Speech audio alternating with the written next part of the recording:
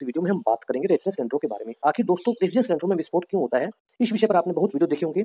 इस विषय पर आपने बहुत सारे ऐसे एक्सीडेंट देखे होंगे, ऐसे हादसे देखे होंगे जिसके अंदर सिलेंडर में विस्फोट हो रहा है। दोस्तों इसकी वजह क्या है? इसका मेन कारण क्या है? आज इस वीडियो के माध्यम से दोस्तों आज हम इसकी जड़ में पहुंचने की कोशिश करेंगे और मैं चाहूंगा कि आप वीडियो को आखिर तक देखें, जिससे आप ये समझ सकें कि इस विस्फोट के होने के कारण क्या होते हैं और ये विस्फोट क्यों होते हैं, बार बार ये हादसे क्यों होते हैं। दोस्तों मेरी कोशिश यही है कि मैं आपको इस विषय पर पूर्ण जानकारी दे सकूं। फिर भी अगर कुछ कमी रह गई हो तो आप मेरे कमेंट्स बॉक्स में लिखकर कमेंट्स कर सकते हैं। तो दोस्तों चलते हैं हम वीडियो पर।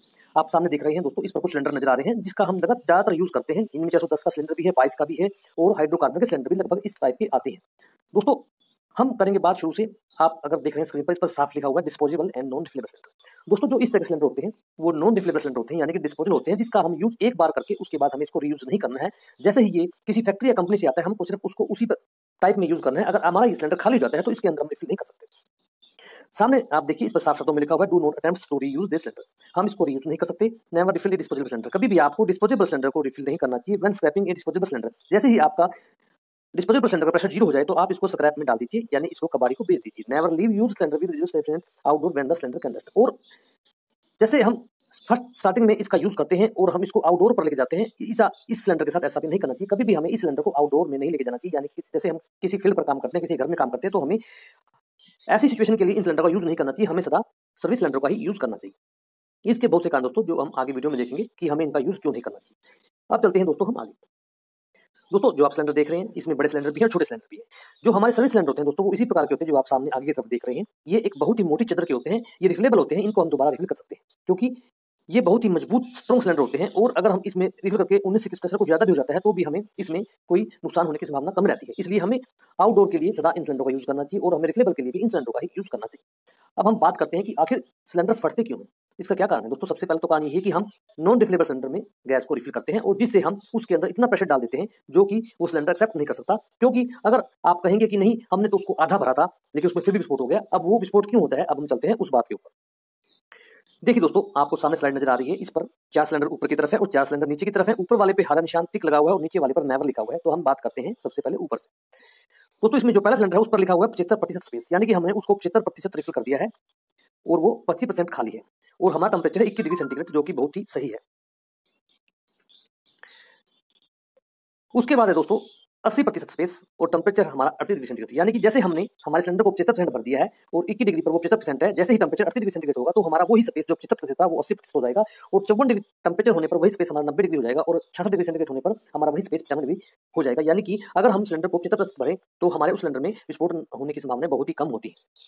उसके बाद दोस्तों नीचे चलते हैं, जिस पर लिखा हुआ है नेवर, यानी कि अगर हमने गलती से डिस्पोजल सिलेंडर को 85% यानी 80% तक भर दिया हो और हमारा टेम्परेचर 21 डिग्री सेंटीग्रेड है तो हमारा सिलेंडर ठीक रहेगा। अगर वही टेम्परेचर 38 डिग्री पर चला जाता है तो उसका स्पेस बढ़कर 95% हो जाता है और अगर वही टेम्परेचर 54 डिग्री सेंटीग्रेड चला जाता है तो वो 100% स्पेस कवर कर लेता है और उसमें विस्फोट होने की संभावना पूरी बन जाती है। और जैसे ही वो टेम्परेचर 66 डिग्री पर पहुंचता है तो उसमें विस्फोट होना लाजमी हो जाता है। इसलिए आप सिलेंडर को रिफिल करते हुए सिर्फ 70% या 75% ही सिलेंडर को भरें। इससे ज्यादा अगर आप सिलेंडर भरेंगे तो उसमें आपको नुकसान होने की संभावना पूरी हो जाएगी। और नॉन रिफिलेबल सिलेंडर को तो आप कभी भी रीयूज ना करें। ये होता क्यों दोस्तों? अब हम कहेंगे कि हमारा टेम्परेचर इतना जाता ही नहीं, लेकिन अगर आप ध्यान से देखें जैसे हम फील्ड में काम करने के जाते हैं तो उस टाइम हमारा जो टेम्परेचर होता है वातावरण का वो 43-45 डिग्री तक पहुंच जाता है और आजकल तो 47 डिग्री तक भी पहुंच जाता है। और जैसे ही उसके ऊपर बाइक के ऊपर हम चलते हैं उसके ऊपर गर्म लू लगती है तो टेम्परेचर बढ़ना स्वाभाविक है, या फिर हम काम करते हुए सिलेंडर को किसी एक ऐसी स्पेस पर रखते हैं जहां धूप सीधी पड़ रही हो तो भी टेम्परेचर बढ़ना स्वाभाविक है। ये सभी जो होती है ये बैड प्रैक्टिस होती है, इसलिए आपको इसको ध्यान में रखना होगा। मैं आपको एक स्लाइड के माध्यम से और समझाने की कोशिश करता हूँ। दोस्तों देखिए आपको स्लाइड नजर आ रही है और मान लीजिए हमारा ये नॉन रिफिलेबल सिलेंडर है और हम इसके अंदर 4 किलो 22 नंबर गैस भर देते हैं। जैसे कि आप लेफ्ट साइड से देखें सिलेंडर पर नजर आ रहा है, ये हमारा 25 डिग्री सेंटीग्रेड के टेम्परेचर पर हमने 4 किलो 22 नंबर भर दिया है और एक दूसरे सिलेंडर में हमने 10 किलो 22 नंबर भर दिया है। 22 नंबर के टेम्परेचर पे कोई फर्क नहीं पड़ेगा दोस्तों, लेकिन अगर आपने 4 किलो 290 भर दिया हो जो कि 80% हमने सिलेंडर को रिफिल कर दिया है और अगर हमारा टेम्परेचर सिलेंडर का 45% हो गया है तो आप समझ लीजिए कि हमारे सिलेंडर के अंदर कोई स्पेस नहीं बचेगा और उसमें विस्फोट आना स्वाभाविक है, क्योंकि हम एक हाइड्रोकार्बन के साथ काम कर रहे हैं। मैं आपको ऊपर पढ़ के बताता हूं दोस्तों। Liquid HFC have less than half the density of fluorinated refrigerant. दोस्तों जो फ्लोरीनेटेड रेफ्रिजरेंट होते हैं जिसमें हमारे 22 नंबर वगैरह आते हैं उनसे जो हाइड्रोकार्बन की जो तासीर होती है वो अलग होती है and before they take up more than twist the volume within cylinder. इसलिए हमें हाइड्रोकार्बन के साथ काम करते हुए इस बात का ध्यान रखना चाहिए कि हमने जिस सिलेंडर में रेफ्रिजरेंट को भरा है उसमें हम उसको आधा ही भरें, पूरा ना भरें। And recovery cylinder must be filled to a maximum. कोई भी आप सिलेंडर में गैस को रिकवर कर रहे हैं, तो भी आप उस सिलेंडर को 80% तक ही भरें, उससे ऊपर ना भरें दोस्तों। इसके लिए आपको स्केल का इस्तेमाल भी करना चाहिए। इफ द रेफ्रिजरेंट इज बाइस is the must only be filled 80%, if the refrigerant is R290 must only be filled 80%। फिर in the case of R22 the mass by 10 kg with R290 mass only be 4 kg। दोस्तों आप उस cylinder में 4 kilo 22 number भी भर सकते हैं और 10 किलो भी भर सकते हैं, लेकिन अगर आप हाइड्रोकार्बन के साथ काम कर रहे हैं तो उसमें आपको सिर्फ 4 किलो ही भरना पड़ेगा हाइड्रोकार्बन, नहीं तो उसके अंदर विस्फोट हो जाएगा।